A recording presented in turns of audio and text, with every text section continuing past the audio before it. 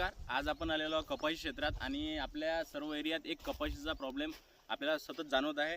तर त्याच्यामध्ये काय होत आहे, तर कपाशीची पाने अशी खालून पिवळे होतात आणि नंतर ती सुकायला लागते. असं एकेरी झाड आधी दिसतं आणि मग सर्व क्षेत्र त्याच्यामध्ये सर्व क्षेत्रातील झाडे मरतात. तर याच्यामध्ये प्रॉब्लेम काय होतो, तर आपण जर हे झाड उपटून पाहिलं तर याला जे मुळं आहेत त्यानं मुळा केलेल्या नसतात आणि जे मूळ आहे ती अशी सडलेली वाटते किंवा अशी काळी तर याच्यामध्ये ते मूळ जे आहे ती अशी काळी पडलेली असते आणि आतमध्ये असं तुम्हाला अशा प्रकारे दिसतं.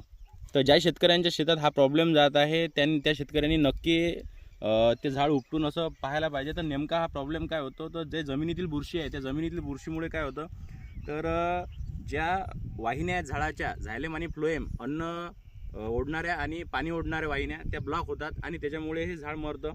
सुरुवातीला खालील पाने सुकायला लागतात आणि नंतर काय होते, पूर्ण झाड त्याच्यामध्ये मरतं. याच्यासाठी उपाय म्हणजे सुरुवातीच्या अवस्थेतच आपण काय करायला पाहिजे, ज्या बुरशी आहेत म्हणजे एक ट्रायकोडर्मा, सुडोमोनास आणि मायकोरॅझा ह्या जैविक बुरशीनाशक जे आहेत त्या बुरशीनाशकाची ड्रिंचिंग 200 लिटर पाण्यामध्ये मायकोरॅझा 100 gram, 1 kilo Trichoderma, 1 kilo Pseudomonas अशा प्रकारे घेऊन आपण एक एकर क्षेत्रासाठी त्याची ड्रिंचिंग करायला पाहिजे, जेणेकरून हा प्रॉब्लेम त्याच्यामध्ये येणार नाही. धन्यवाद.